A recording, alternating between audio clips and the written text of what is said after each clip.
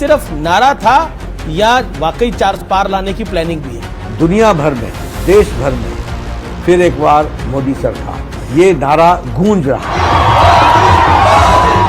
अखिलेश जी ने तो एक रिपोर्टर को बोला कि उत्तर प्रदेश में समाजवादी पार्टी और कांग्रेस की, यानी दो लड़कों की जोड़ी की 79 सीट्स आएंगी। यही दो लोगों ने एक फिल्म बनाई थी ना 2017 में, और फिर वो फ्लॉप हुई थी, बुरी तरीके से फ्लॉप हुई थी, और फिर ये बिछड़ गए थे।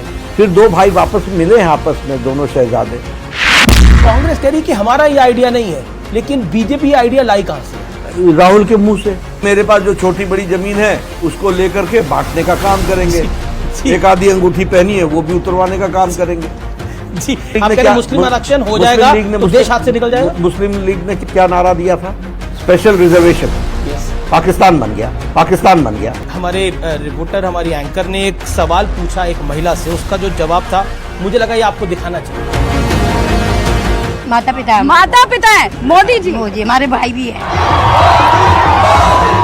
करोड़ों लोग ये महसूस करते हैं।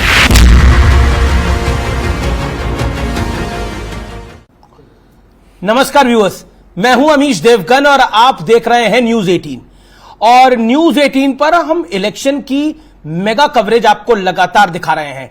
पूरे देश में हम आपको हर खबर से रूबरू कर रहे हैं। लेकिन 6 चरण का चुनाव समाप्त हो चुका है। लेकिन इस 6 चरण के चुनाव के बाद भारतीय जनता पार्टी आज कहां खड़ी है, यह बताने के लिए मेरे साथ मौजूद हैं भारतीय जनता पार्टी के सारथी, यानी भारतीय जनता पार्टी के राष्ट्रीय अध्यक्ष जगत प्रकाश नड्डा। नड्डा जी, आपका अभिनंदन है न्यूज 18 पर। नमस्कार।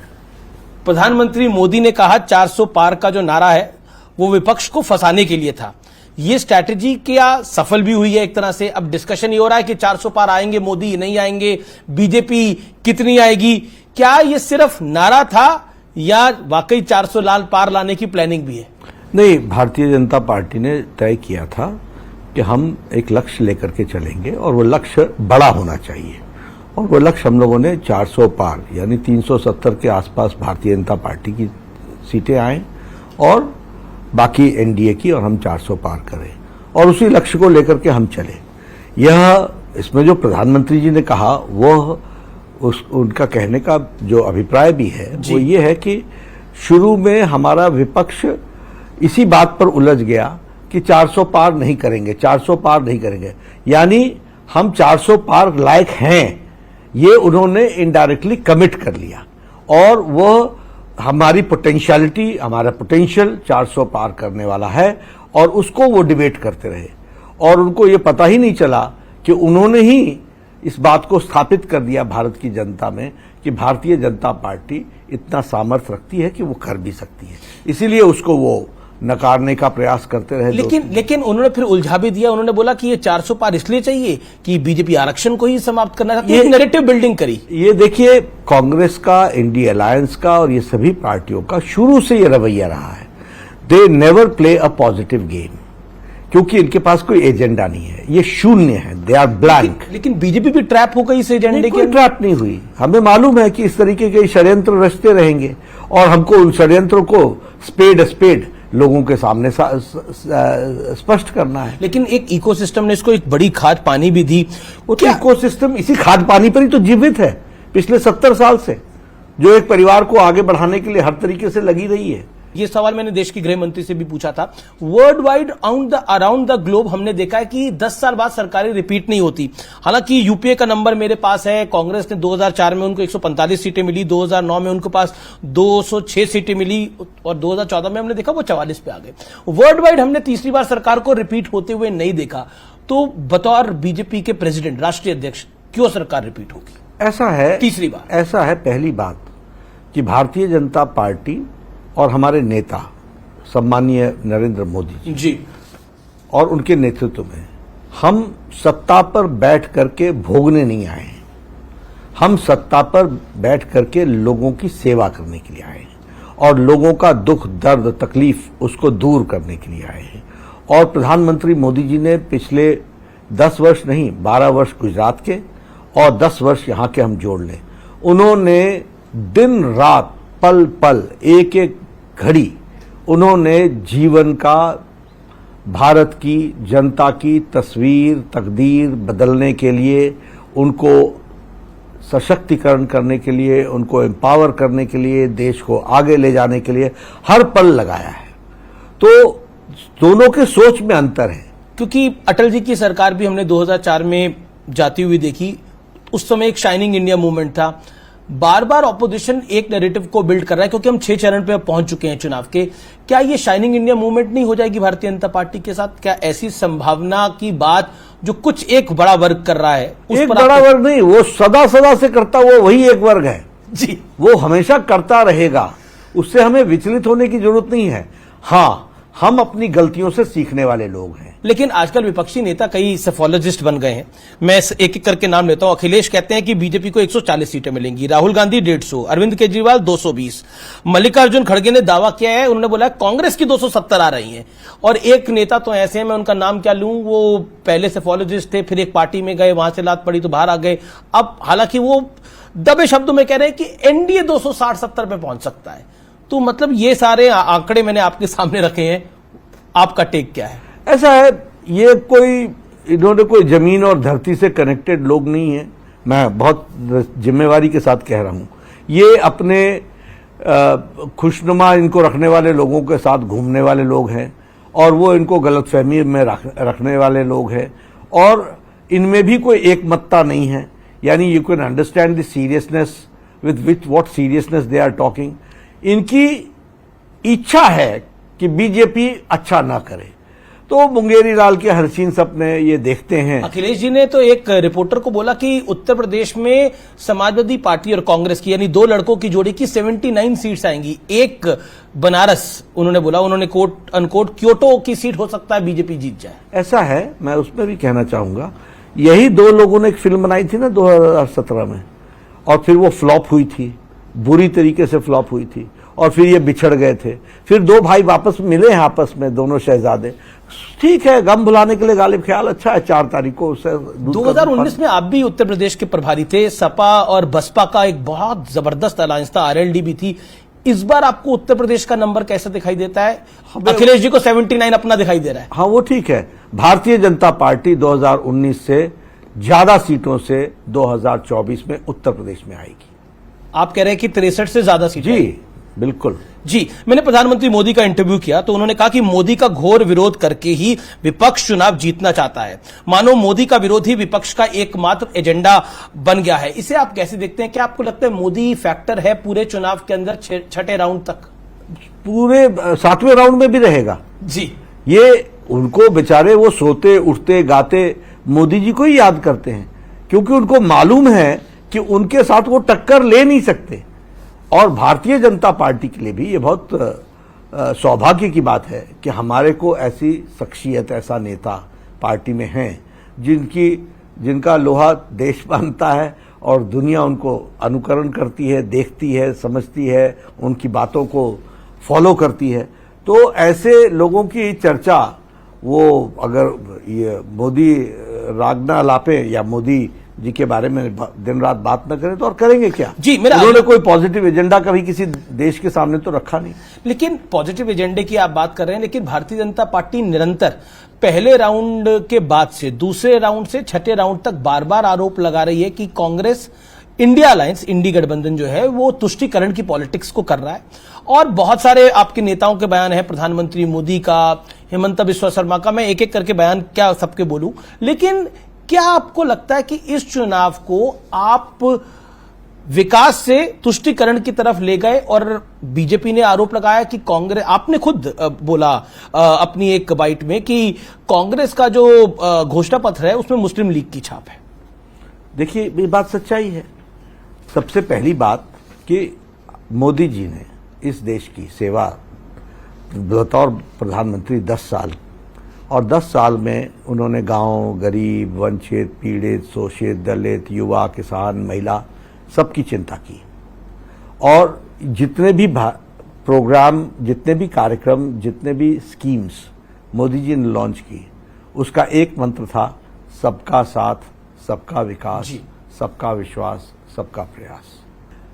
कांग्रेस पार्टी ने अपने मैनिफेस्टो में षड्यंत्र पूर्वक, शब्द मेरा सुनिएगा, षड्यंत्र पूर्वक, चालाकी से फिर से विभाजन की बीज को बोने का काम किया। हमारा आइडियोलॉजिकल झगड़ा क्या है? Justice to all, appeasement to none. This is positive secularism. उनका नारा क्या है? Division and rule, divide and rule. जब सबको सारी चीजें मिल रही हैं, और मैं उसका बखान भी नहीं कर रहे हमारे प्रधानमंत्री, क्यों? क्योंकि हम जितना ये चर्चा करेंगे उतना सोसाइटी डिवाइड होती है। आपने अपने मैनिफेस्टो में पैरा 1, पैरा 5, पैरा 6 में आपने लिखा कि हम माइनॉरिटीज को स्पेशल प्रेफरेंस देंगे। आपने लिखा कि हम एजुकेशन में उनको हम स्पेशल रिजर्वेशन देंगे। आपने लिखा कि हम उनको स्पेशल ट्रीटमेंट देंगे। अगर आप ये लिखते हैं तो माइनॉरिटी आएगा ही आएगा।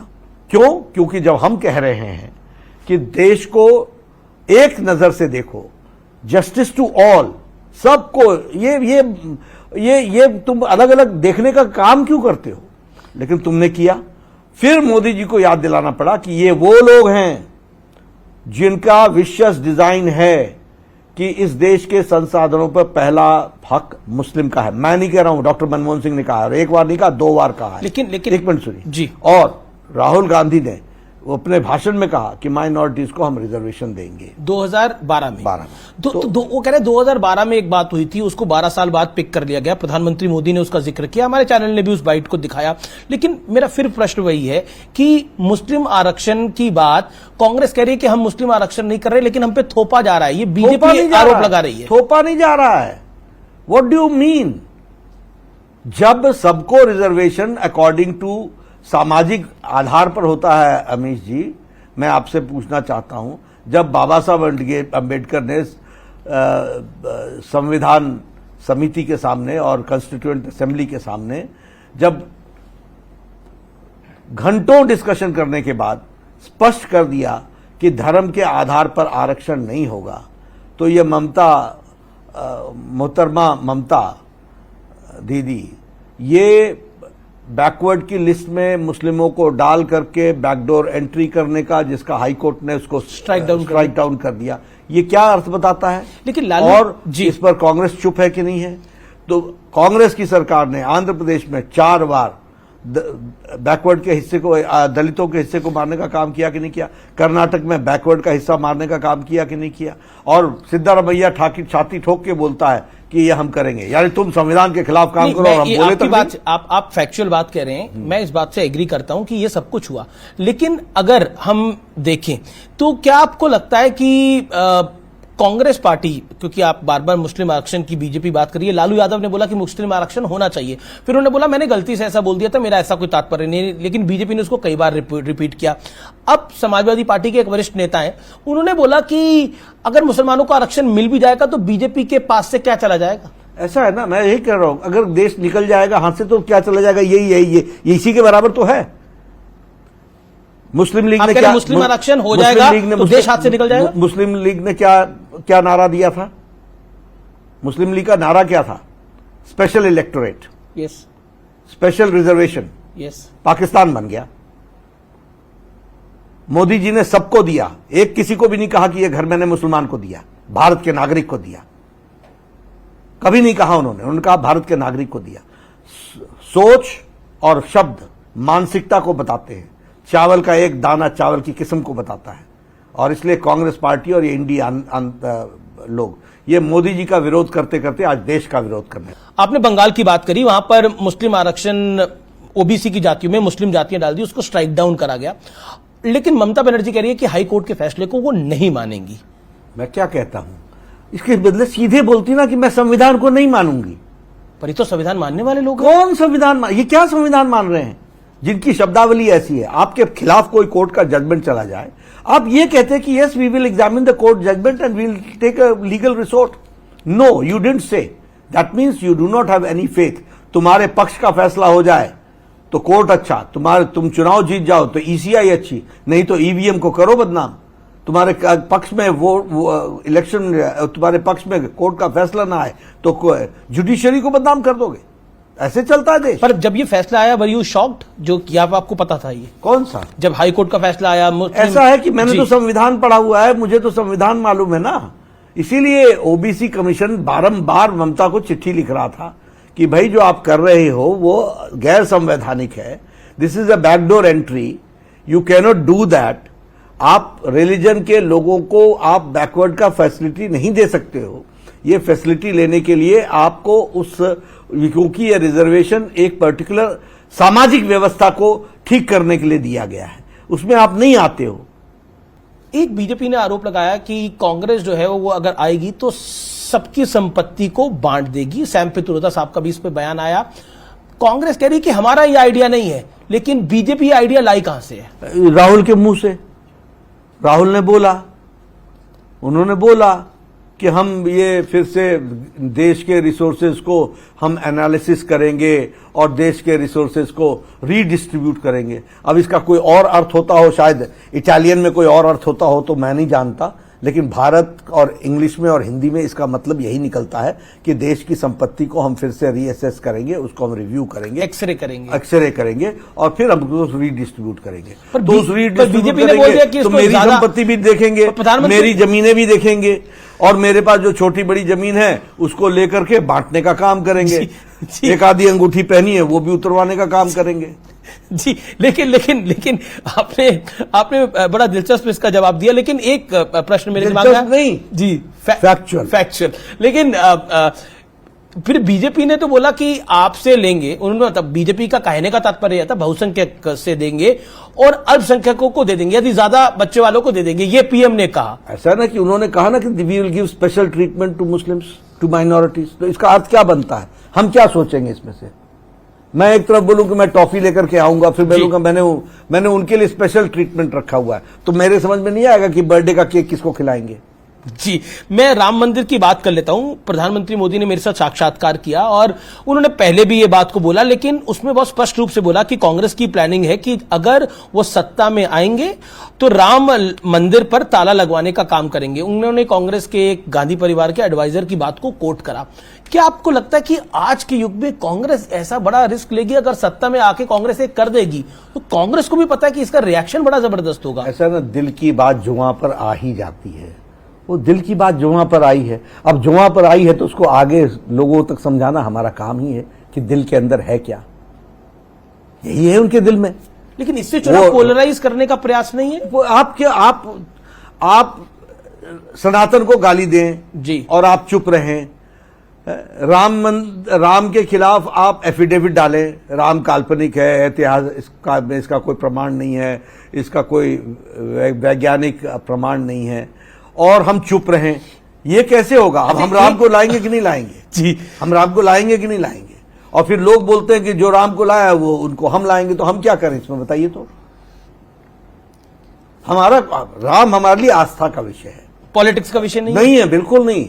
पर अडवाणी जी ने तो यात्रा निकाली। आप लोग हमसे प्रश्न पूछ रहे हैं कि ये अगर आप राम मंदिर अप्रैल में करते तो ज्यादा अच्छा था। अरे भाई, राम का प्राण प्रतिष्ठा ग्रहों के अनुसार और मुहूर्त के अनुसार होता है, चुनाव के डेट के साथ नहीं होता उसका कनेक्शन। हमारे लिए राम वोट का विषय नहीं है, हमारे लिए राम करोड़ों लोगों की आस्था का विषय है। जी, एक सवाल, क्योंकि मेरे को 23 साल हो गए जर्नलिज्म में, मैंने ये सवाल अडवाणी जी से भी पूछा, राजनाथ जी से भी पूछा, गडकरी जी से भी पूछा, और कि ये आपसे भी कई बार पूछ चुका हूं मैं, ये पोलराइज बीजेपी को बार बार पोलराइज फैक्टर क्यों माना जाता है? जब से since the Inception of Bharatiya Janata party, जब जनसंघ से भारतीय जनता पार्टी बनी, आज 2024 के अंदर भी ये सवाल बतौर पत्रकार मैं आपसे पूछ रहा हूं, या और बाकी पत्रकार भी पूछते हैं, how do you take it as a BJP president? ऐसा है कि ये बच्चे, कांग्रेस पार्टी आग से खेलती है हर चुनाव में जी। जब आग से खेलती है और जब जलने लगती है तो फिर बोलती है पोलराइजेशन हो गया। मैंने क्या कहा, आप बताइए, अखिलेश जिन्ना को लेके आया था कि नहीं आया था? हर चुनाव में लाने वाला कौन है? आपने अपने पैरा 1, 5 और 6 में लिखा नहीं लिखा स्पेशल ट्रीटमेंट टू माइनॉरिटीज? इस 21वीं शताब्दी में जब हम सबका साथ, सबका विकास, सबका विश्वास के साथ चल रहे हैं और सारे देश को एक साथ मिला करके चल रहे हैं सबके लिए, और कभी उसका हम बखान नहीं कर रहे हैं, हम सारी पॉलिटी को यूनाइट करने का काम कर रहे हैं, तो जब आप इस तरीके की डिविजिव फोर्सेस का, जो आपका अंग्रेजों से आपने जो मंत्र सीखा, divide and rule, divisive politics, वो आप हर इलेक्शन में करते हो, और आप माइनॉरिटी वोट को सीक करने का प्रयास करते हो तो ऑटोमेटिकली मेजॉरिटी वोट कहां जाता है? लेकिन और ये पोलराइज कौन करता है? आप करते हो, हम तो आपको एक्सपोज करते हैं। मैं एक और पीओके की बात बीजेपी अपनी हर रैली में कर रही है, राजनाथ जी कर रहे हैं, गृह मंत्री अमित शाह कर रहे हैं, और राजनाथ जी ने तो ये बोला पीओके खुद ब खुद भारत में शामिल हो जाएगा। तो मतलब अगली सरकार का एजेंडा यही है क्या? ऐसा जो एजेंडा है वो हमने मैनिफेस्टो में लिख दिया है जी। लेकिन जो वहां के हालात चलते रहते हैं उस पर कोई तबसरा हो जाए तो बात अलग है। हमारा कोई, हम लोगों ने कोई न उसको एक्सप्रेस किया है, लेकिन हाँ, भारतीय जनता पार्टी के बारे में पार्लियामेंट के अंदर हम लोगों ने स्पष्ट रूप में कहा है कि सियाचिन तक भारत का हमारा हक है और हम वहां तक की बात करते हैं। जी, लेकिन बीजेपी ऑन रिकॉर्ड कई बार बोल चुकी है कि पीओके को हम अपना हिस्सा मानते हैं, लेकिन फारूक अब्दुल्ला और मणिशंकर अय्यर को बहुत तकलीफ है। वो कहते हैं कि पाकिस्तान की इज्जत करनी चाहिए, उनके पास परमाणु बम है। ऐसा है, इसीलिए लोगों ने आपको घर बैठा दिया ना, क्योंकि आप भारत की रक्षा नहीं कर सके, आप भारत की बातों को ठीक ढंग से रख नहीं सके, आप उनके साथ कॉम्प्रोमाइज करते रहे और हजारों लोगों की शहादत देनी पड़ी है। आज मोदी जी की राज में घर में घुस करके पाकिस्तान को सिखाने की आदत हमें लगी है। मेरा अगला सवाल है कि फवाद चौधरी हैं पाकिस्तान के पूर्व मंत्री, उन्होंने राहुल गांधी की तारीफ करी, केजरीवाल की भी तारीफ कर दी एक बात पर, हालांकि केजरीवाल ने उनको कॉन्ट्रडिक्ट करा। लेकिन हालांकि कॉन्ट्रडिक्ट करने का मतलब क्या है? सबसे पहले समझिए कि जो हमारा विरोधी देश है उसके लोग आपकी तारीफ करें तो आपकी राष्ट्रीयता पर प्रश्न खड़े होते हैं कि नहीं होते हैं? होते हैं कि नहीं होते हैं? और वो तारीफ इस तरीके से करें ताकि आप जो डिविजिव फोर्सेस के साथ यहां पर खड़े हैं उसको आप आगे बढ़ाते चले जाओ। और ये जो केजरीवाल को खंडन इसलिए करना पड़ा क्योंकि राष्ट्रवाद भारतीय जनता पार्टी ने इस देश के लोगों में कूट कूट करके भरा हुआ है, और इसलिए जी केजरीवाल और भारतीय जनता पार्टी ने राष्ट्रवाद को आगे बढ़ाया है। केजरीवाल ने आजकल देश का माइंड स्पेस और बीजेपी का भी माइंड स्पेस काफी ले रखा है। आम आदमी पार्टी की एक राज्यसभा सांसद है, हम बीजेपी ने नहीं ले रखा है जी, वो जिनका नाम आप लेने वाले हैं जी उन्होंने ले रखा है जी। राज्यसभा सांसद हैं स्वाति मालीवाल, आप खुद राज्यसभा सांसद हैं। अरविंद केजरीवाल और उनके पीए पर मारपीट के गंभीर आरोप लगे हैं। आम आदमी पार्टी से जब सवाल पूछे गए तो उन्होंने बोला ये सब कुछ बीजेपी करवा रही है। मैं एक ही सवाल पूछना चाहता हूं जी, जिस दिन लखनऊ में आपसे ये प्रश्न पूछा गया तो आप चुपके माइक बाएं और दाएं क्यों खिसका रहे थे? एक बार अखिलेश को दिया, एक बार संजय सिंह को दिया, आप चुप क्यों थे? वह विजुअल निकाल करके आप देखिए, वही उत्तर दे रहा है कि आपके कर्म बोल रहे थे कि हिम्मत नहीं हो रही थी कि आप इसका जवाब दे सकें। तो ऐसे लोग जो सत्ता में आने के बाद लोगों के साथ इस तरीके का दुर्व्यवहार करते हैं, उनकी पोल तो कभी न कभी खुलती है। क्या आपको लगता है कि ये विषय चुनावी फैक्टर भी बनेगा? कौन सा? स्वाति मालीवाल वाला? ये आम आदमी पार्टी के चरित्र को बताता है, कैरेक्टर को तो जब कैरेक्टर को बताता है तो निश्चित रूप से वो चुनाव में भी लोग उसको देखते ही हैं। पर अरविंद केजरीवाल ऐसा बार बार क्यों करते हैं कि वो हर चीज का ब्लेम भारतीय जनता पार्टी पर डाल देते हैं? अब वो ये भी कह रहे हैं कि अगर इंडिया अलायंस की सरकार आ गई तो उनको जेल नहीं जाना पड़ेगा। ये सब वोट अपने तरफ खींचने के लिए, अपने इज्जत आबरू को दांव में लगा करके किसी भी तरीके से वोट आ जाए, ये इस तरीके से बिहेव कर रहे हैं। पर देखिए, पढ़ा लिखा नेता मूल बात पर बात करता, उन्होंने कभी पढ़े लिखे हैं काफी, तो मैं तो यही बोल रहा हूं ना कि बात क्यों नहीं करते, वो दूसरी तरफ क्यों उसको डाइवर्ट करते? लेकिन वो इमोशनल कर रहे हैं पब्लिक को। वो कह रहे हैं कि देखिए, तो अब ये 21वीं शताब्दी की जनता ये इमोशनल नहीं होने वाली है। लेकिन वो कहते हैं कि अगर आपको लगता है क्योंकि कोर्ट ने उनको इंटरिम बेल दी है, क्या आपको आपको लगता है स्पेशल ट्रीटमेंट है ये? निश्चित रूप से। क्यों? हम सुप्रीम कोर्ट की इज्जत करते हैं और सुप्रीम कोर्ट के जजमेंट को हम मानते हैं, लेकिन सिर्फ चुनाव के लिए बाहर निकले हैं वो। 1 तारीख को वापस जाएंगे, इसका मतलब बड़ा स्पष्ट है कि सुप्रीम कोर्ट मानता है कि इनकी जगह वहीं पर है और उन्होंने दिया है तो दिया है। पर एक सवाल मुझे समझ में नहीं आया कि वो किस बिहाफ पे कह रहे हैं कि अगर 4 जून को इंडिया अलायंस जीत गया तो उन्हें जेल नहीं जाना, फिर उनको बेल मिल जाएगी। यानी कोर्ट को वो समझते हैं वो किसी सरकार से इन्फ्लुएंस होता है। ये उनकी कार्यशैली का तरीका है, ओबे और गेट लॉस्ट। तो वो सोचते हैं कि सत्ता में आते तो हम इनको कहते हैं हमारे डिक्टेट्स मानो, नहीं तो get lost. Bharatiya Janata party ऐसे नहीं मानती है। Bharatiya Janata party supreme court के जजमेंट को रिस्पेक्ट करती है। नड्डा जी, मेरा अगला सवाल है कि ईडी सीबीआई पे तो आप पे बहुत सारे सवाल जवाब हुए हैं, लेकिन ईवीएम को लेकर भी सवाल बार बार उठाए जा रहे हैं। विपक्ष कहता है कि हर एजेंसी का दुरुपयोग करके विपक्ष को समाप्त करना चाहते हैं और आप दुनिया की सबसे बड़ी पार्टी के राष्ट्रीय अध्यक्ष हैं और आरोप आपकी पार्टी पर लगाया जाता है कि आप लोकतंत्र ही समाप्त करना चाहते हैं। आप बुरे कर्म करो और दोष किसी और पर जड़ो। आप बताइए, ईडी ने जितने भी चार्जेस पॉलिटिकल लीडर्स पर लगाए हैं, एक भी चार्ज में किसी भी पॉलिटिकल लीडर को कोर्ट से कोई रियायत मिली क्या? क्या किसी चार्ज को किसी कोर्ट ने कहा कि ये गलत चार्ज है? किसी को भी उन्होंने कोई रियायत दी हो और कहा हो कि नहीं, ये जो चार्ज फ्रेम है ये गलत है? तो इसलिए ईडी की क्रेडिबिलिटी पर यह प्रश्न खड़ा करना, ये नैरेटिव क्रिएट करना, ये विपक्ष का काम है। बुरे कर्म करो और फिर छुपाने के लिए दूसरों पर दोष डालो। ये इनका स्टैंडर्ड ऑपरेटिंग प्रिंसिपल है, प्रैक्टिस है, प्रोसीजर है, एसओपी है ये इनका। अब रही बात ईवीएम की, जीत जाओ तो तुम पहलवान, हार जाओ तो ईवीएम दोषी। ये क्या तरीका है?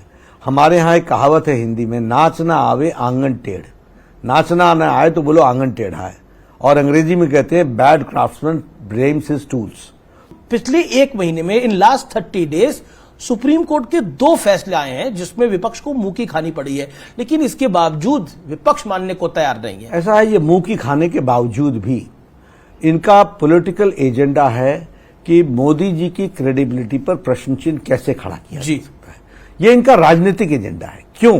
क्योंकि उनकी क्रेडिबिलिटी, उनकी तपस्या, उनका कार्य करने का तरीका, उसको भारत की जनता ने दिल से अपने साथ आत्मसात किया है और उसी ताकत पर दुनिया भर में, देश भर में फिर एक बार मोदी सरकार जी ये नारा गूंज रहा है। नतीजों के बाद अगर कुछ कमी रही तो बतौर बीजेपी राष्ट्रीय अध्यक्ष आपका प्लान बी क्या है?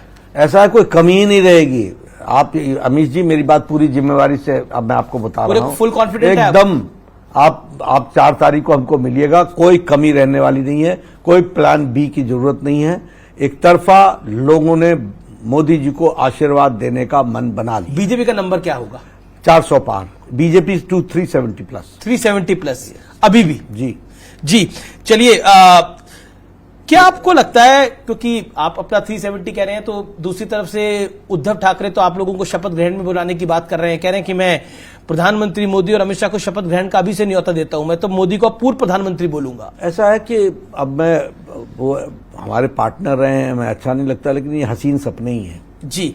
और राहुल गांधी जो हैं वो खटाखट गरीबी को समाप्त करने की बात कर रहे हैं। पहले गरीबी का ग समझ लें क्या है, तब गरीबी समाप्त आपको क्यों लगता है राहुल गांधी कुछ समझते ही नहीं है? मैं इसलिए लगता है क्योंकि उनको कोई चीज डेप्थ से समझने की आदत नहीं है। आपने एक उनका नया नामकरण भी कर दिया, वो पर्ची वाले नेता है, आप ही ने सदन में बोला था, उसके बाद से पूरी बीजेपी बोलने लग गई है। तो सच्चाई बोली ना मैंने, पर्ची वाले नेता है। किसने कॉन्ट्रडिक्ट किया? आप बताइए, वो मुस्लिम लीग का एजेंडा उठा रहे हैं, कांग्रेस पार्टी की आत्मा मर गई क्या?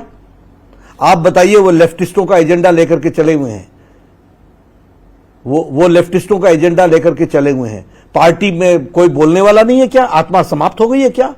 इसी के लिए कांग्रेस बनी थी क्या? तो ये कांग्रेस तो हाईजैक्ड है। तो और उनको ये पर्चियां कौन दे रहा है?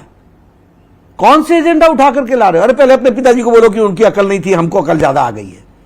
जिन्होंने कहा कि ओबीसी के बारे में जिन्होंने वक्तव्य दिया था, रिजर्वेशन के बारे में, लेकिन राहुल कहते हैं कि लेवल प्लेइंग फील्ड नहीं है, मीडिया नहीं है हमारे साथ, ये राहुल जी बोलते हैं। ईवी मतलब इलेक्शन कमीशन नहीं है, सुप्रीम कोर्ट नहीं। आपने मेरे से इंटरव्यू में कम से कम 20 बार उनके बारे में प्रश्न किया जी। अब इससे मीडिया उनको क्या प्रोजेक्शन दे सकती है?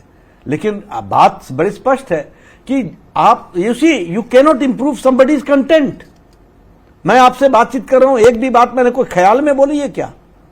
मैंने तथ्यों पर बोला है। नहीं, वो हमसे अगर इंटरव्यू करने के लिए राजी होंगे तो हम जरूर उनका भी करेंगे। अब आपने कहा कि वो इंटरव्यू नहीं देते हैं, तो लेवल प्लेइंग कहां है? स्पेशल फील्ड है उनके लिए, हम हैं लेवल पर। आप हमको जब बोलते हैं मैं इंटरव्यू के लिए तैयार हो जाता हूं। ये तो वो शाही खानदान से हैं जो सिर्फ बोलेंगे, सुनेंगे नहीं। प्रधानमंत्री ने तो 50 से ज्यादा इंटरव्यू कर दिए इस इलेक्शन के अंदर। तो लेकिन मैं अब आपके राज्य पर आता हूं, हिमाचल प्रदेश में। वहां पर 4 लोकसभा सीटें हैं, आपको तो पूरा देश ही है, लेकिन क्योंकि आपका गृह प्रदेश है, और इस बार 6 विधानसभा सीटों का भी चुनाव है। और अमित शाह जी ने कहा कि इस बार आपके पास एक बड़ा मौका आया है, सरकार भी बीजेपी की लाने के लिए, नीचे भी और ऊपर भी। कांग्रेस की एक सरकार, हिमाचल छोटा सा राज्य है, वहां पर बनी और आप लोग उसके भी पीछे पड़ गए। हम पीछे नहीं पड़े हैं जी, देखिए बड़े सिंपल सी बात है। आप सोचिए जी, कि आपके 6 विधायक आपके विरोध में वोट डाल देते हैं। कभी कांग्रेस ने इसका एनालिसिस किया कि मुख्यमंत्री कर क्या रहे हैं? अभिषेक मनु सिंघवी ने किया। अभिषेक मनु सिंघवी ने कहा खाना हमारे साथ खाया, लंच हमारे साथ किया, डिनर हमारे साथ किया, वोट कहीं और डाला है। यही तो, इसका मतलब आपसे परिवार नहीं संभल रहा है, आप सरकार चलाने लायक नहीं है। आपके बीच में भाइयों में झगड़ा है और भाइयों के मन में कुछ और है, ये आपको पता नहीं चलता है। आप पार्टी चला रहे और दोष मेरे ऊपर दे दो। तो क्या 6 में से जो विधानसभा की 6 में से कितनी बीजेपी? 6 में से 6 भारतीय जनता पार्टी, 4 में से 4 की 4 लोकसभा में, 4 में से बिल्कुल 4। मंडी भी आएगी, 2014 में भी आई है, 2019 में भी आई है, 2024 में भी क्योंकि आई है। कंगना रनौत वहां से लड़ रही हैं और जीतेंगी। विक्रमादित्य सिंह ने बोला कि जिस मंदिर में गई उस मंदिर को धोना पड़ेगा। एक बड़ा कंट्रोवर्शियल स्टेटमेंट। देखिए ये सब लोग इसी अंदाज में जीते रहे ना, सब ये प्रिंसेसेस की पार्टियां हैं। ये तो वो भी राजा के, हाँ वो भी राजा के उस खानदानों से आते हैं। तो इनको वो कोई मंदिर में ना जाए, सिर्फ पूजा मैं ही करूं, मैं ही अभिषेक करूं, मेरा ही अधिकार है, इस मानसिकता में पले बले हैं, बड़े हैं। तो इस तरीके के लोग बोल सकते हैं। बिल्कुल। आखिर में मेरे 2 छोटे छोटे सवाल हैं। मैं नंबर की बात करूंगा आपके साथ। उत्तर प्रदेश का नंबर आप बता चुके हैं कि बीजेपी पिछली बार से ज्यादा इंप्रूव करेगी। बंगाल और ओडिशा में आपको क्या दिख रहा है? मुझे बहुत ब्राइट दिख रहा है और हम मेजॉरिटी सीट्स बंगाल में लेंगे और उड़ीसा में हम स्वीप कर जाएंगे। 21 के 21 ले। तेलुगु स्टेट्स, आंध्रा और तेलंगाना, दोनों में हम अच्छा करेंगे। क्या हमारा नंबर जो है 10 डबल क्रॉस करेगा, डबल डिजिट क्रॉस करेगा तेलंगाना में, और हम आंध्र प्रदेश में 6 में से 4 जीतेंगे और हम स्वीप करेंगे लोकसभा में। जी, मेरा अगला सवाल अलायंस के साथ। और दक्षिण भारत के अंदर आपको कर्नाटका, तमिलनाडु कैसा दिखाई दे रहा है? तमिलनाडु में हमारा वोट शेयर बहुत बढ़ेगा, सीट शेयर हमारा बढ़ेगा जी, और हमारा केरला में भी हमारा सीट शेयर आएगा। सीट शेयर आएगा, सिर्फ वोट शेयर नहीं, सीट भी, आप सीट भी लगाएंगे। वी आर तो तमिलनाडु और केरला में कितनी सीट? देखिए कितनी तो मैं नहीं कहता हूं, लेकिन हम आपके पास तो नंबर्स कुछ ना कुछ पहुंच ही गए होंगे। 2-3 सीटें हम केरला में लाएंगे और 3-4 सीटें हम से अधिक हम तमिलनाडु में ले आएंगे। तो आपको लगता है अगर नॉर्दर्न इंडिया में आपकी सीट्स कम होंगी तो यहां आपकी अच्छी? नहीं, हम उड़ीसा में पूरा कवर कर लेंगे, हम वेस्ट बंगाल में पूरा कवर कर लेंगे, हम आंध्र प्रदेश में कवर कर लेंगे, और नॉर्थ में हमारी सीट्स कम नहीं हो रही हैं। जी जी, मतलब आप मुझे ऐसा मत समझिए कि हम ये सीट मेंटेन करते हुए हम इसको जी। बीजेपी धारा 370 हटा चुकी है, राम मंदिर बना चुकी है। तीसरी टर्म में बड़ा एजेंडा क्या होगा? ये हम लोगों ने मैनिफेस्टो में कहा है, लोगों की सेवा करेंगे, और बाकी आपको सब मालूम ही है, सीए का विषय था, बाकी सारे विषय थे, वो हमारे आइडियोलॉजिकल विषय हैं, उनको आप राज्य सरकार में मंत्री रह लिए, बीजेपी के राष्ट्रीय अध्यक्ष रह लिए, देश के हेल्थ मिनिस्टर रह लिए, तो तीसरी टर्म में नरेंद्र मोदी की सरकार में आपका रोल क्या होगा? ऐसा, मैं कार्यकर्ता के रूप में ही तीनों काम किया, जब भी काम किया कार्यकर्ता के रूप में। मैं मंत्री था, मुझे कहा गया कि पार्टी के लिए आप यहाँ आइए, मैं यहाँ दिल्ली आ गया, मैं जनरल सेक्रेटरी बन गया। इसलिए पार्टी को मैं समर्पित कार्यकर्ता हूं, जो मुझे जिम्मेवारी दी जाएगी, और वो जिम्मेवारी पद से नहीं जुड़ी होती है। कल मैं अध्यक्ष नहीं रहूंगा, लेकिन पार्टी के लिए मैं इसी तरीके से दिन रात काम करने वाला। जी, अगला सवाल मैं नहीं पूछूंगा, ये एक हमारे रिपोर्टर, हमारी एंकर ने एक सवाल पूछा एक महिला से, उसका जो जवाब था मुझे लगा ये आपको दिखाना चाहिए। उनका ही वोट दिया है, यूपी में उनका ही वोट दिया है। नहीं, ये तो बताना नहीं होता किसको वोट नहीं, दिया है। हमने मोदी जी को दिया, योगी जी को दिया। क्यों दिया? हमारे वो माता पिता है। माता पिता है मोदी जी, हमारे भाई भी है। भाई भी हैं। क्यों, ऐसा क्यों लग रहा है? उन्होंने हमारे को उठाया है, अच्छा, लेडीज को उन्होंने उठाया, तो वही इनको अपना भाई, माँ बाप सब कुछ हमारे लिए वही है। देखिए, ये जो हमारी पूज्य बहन बोल रही हैं जी, ये भारत के करोड़ों लोगों के घर की कहानी है। करोड़ों लोग ये महसूस करते हैं कि उनके दुख दर्द को, उनकी तकलीफ को, उनको एम्पावर करने का, सशक्तिकरण करने का काम प्रधानमंत्री मोदी जी ने किया है। और इसीलिए मैं कहता हूं कि मोदी जी ने समाज के दर्द को समझ करके उनको उनकी सेवा में हर पल पिछले 10 साल बतौर प्रधानमंत्री लगाए हैं, और इसी कारण से आज इस तरीके से हमारी माताएं बहनों का करोड़ों माताओं का आशीर्वाद मिल रहा है। कि एक इमोशन भी है, वो अपने आप प्रधानमंत्री मोदी को अपना भाई, अपना माता, अब आप भावक मान रही हैं, ये एक बहुत बड़ा इमोशन है। लेकिन मेरा आखिरी रैपिड फायर 3 सवाल होंगे, और 4 जून के बाद ज्यादा चर्चा किसकी होगी, राहुल गांधी की या ईवीएम की? ऐसा है कि वो ईवीएम की चर्चा करेंगे और चर्चा करने वाले राहुल गांधी होंगे। जी, बीजेपी की बड़ी चुनौती कौन है, ममता बनर्जी या अरविंद केजरीवाल? ऐसा ये सब एक बराबर है, इसलिए हमारे लिए जो देश को कमजोर करने वाली ताकतें हैं उनमें ये शामिल है। और ये जो है, ये थोड़ा पर्सनल सवाल है, ज्यादा पसंद आपकी कौन है, सरकार है या संगठन है, ऑर्गेनाइजेशन और गवर्नमेंट? ऐसा है कि मैं पार्टी का कार्यकर्ता हूं, मुझे जो जिम्मेवारी दी जाती है वो मैं पूरा करता हूं, और पार्टी में हमेशा मैं काम करता हूं, सरकार में रहा हूं तब भी मैं पार्टी का काम करता रहा। जी, चलिए, चुनावों के बीच आपने अपने इतना समय दिया, आपका बड़ा हेक्टिक शेड्यूल है, इसके लिए आपका बहुत बहुत धन्यवाद। आप हमारे साथ जुड़े और न्यूज 18 के साथ आपने हर उस सवाल का जवाब दिया जो देश की जनता आपसे शायद जानना चाहती है। बहुत बहुत शुक्रिया। धन्यवाद आपका अभिषेक जी, इस बहाने मुलाकात हुई चुनाव के दौरान, बहुत अच्छा लगा। धन्यवाद।